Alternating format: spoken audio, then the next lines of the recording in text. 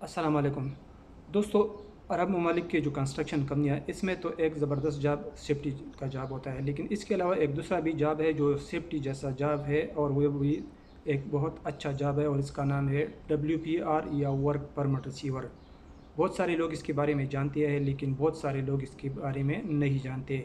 तो आज की वीडियो में हम तफसील के साथ बात करेंगे कि WPR या वर्क परमिट रिसीवर जॉब क्या होता है, इसके लिए कितना एजुकेशन चाहिए, इसके लिए कौन सा सर्टिफिकेट चाहिए, और किस किस्म की कंपनियों में ये जॉब मिलता है। तो वीडियो को लाजिम आप आखिर तक देखें, और ऐसी मज़ीद मालूमाती वीडियो देखने के लिए इस चैनल को सब्सक्राइब कर दे, वीडियो लाइक कर दे, और एक प्यारा सा कमेंट ज़रूर कीजिए। दोस्तों, सेफ्टी का जॉब और WPR का जॉब तकरीबन दोनों एक जैसा है।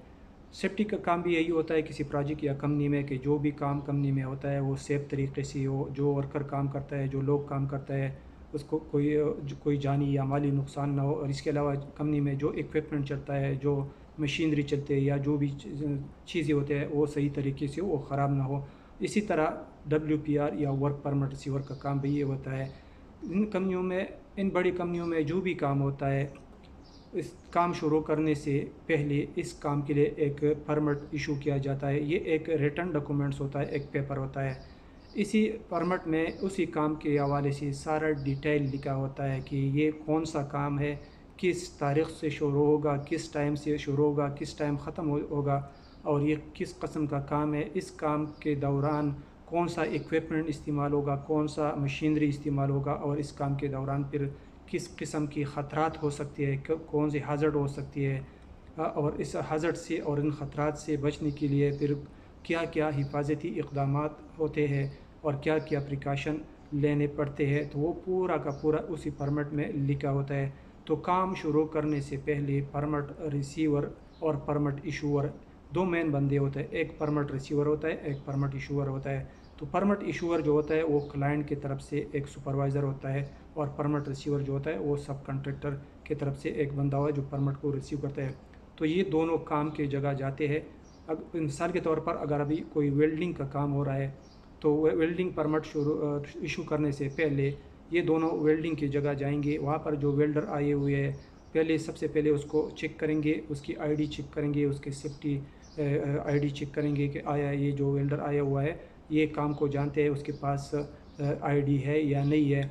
इसके बाद फिर जो इक्विपमेंट इस्तेमाल होंगे, जो औज़ार इसमें इस्तेमाल होंगे, मिसाल के तौर पर अभी वेल्डिंग मशीन इस्तेमाल होता है, तो फिर उसका इंस्पेक्शन करेंगे कि आया वेल्डिंग मशीन सही हालत में है, इस पर मंथली कलर कोड लगा हुआ है, कोई डैमेज या वगैरह है या नहीं है। इसके बाद जिसमें जो केबल वगैरह इस्तेमाल होता है, या जो इलेक्ट्रिक पावर कोई चीज़ इस्तेमाल होता है, या ग्राइंडर इस्तेमाल होता है, या ड्रिल इस्तेमाल होता है, जो भी इक्विपमेंट या टूल्स इसमें इस्तेमाल होता है, वो सारा चेक करेंगे कि कोई चीज़ ख़राब है या नहीं ख़राब है।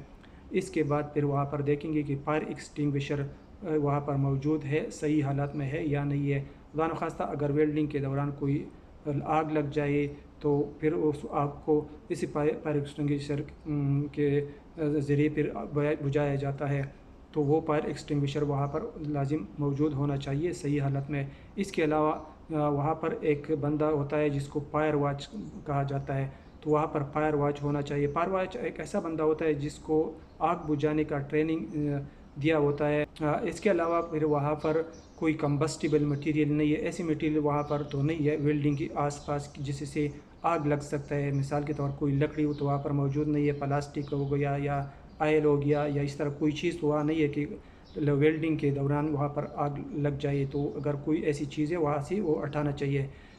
इसके अलावा वहाँ पूरा एरिया को बैरिकेड करना चाहिए, वहाँ पर साइन बोर्ड लगाना चाहिए कि यहाँ पर हार्ड वर्क हो रहा है, वेल्डिंग का काम हो रहा है, ताकि कोई बंदा वहाँ पर आता है तो वो एहतियात करे। तो ये सब चीज़ें सही होती है, वहाँ पर मौजूद होते हैं, ये सारे रिक्वायरमेंट पूरा होता है। तो इसके बाद फिर परमिट इशूअर जो है वो परमिट इशू करेगा, और इसकी रिसीव करेगा, और फिर वो काम स्टार्ट होगा।